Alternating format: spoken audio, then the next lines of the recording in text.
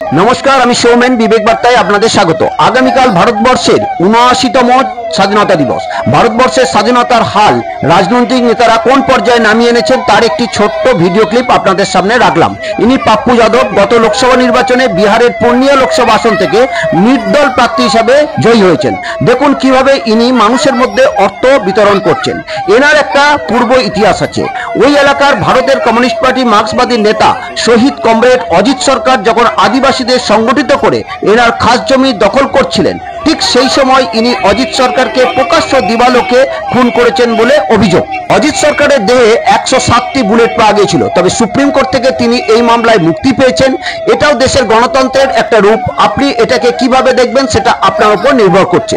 শুধু এটাই বলবো যে স্বাধীনতার জন্য যারা লড়াই করেছিলেন, প্রাণ দিয়েছিলেন, তারা কি এই ধরনের নেতাকে রাজনীতির আঙিনায় দেখতে চেয়েছিলেন, না সাধারণ মানুষের চেতনাকে এই পর্যায়ে দেখতে চেয়েছিলেন? আপনি কি বলেন?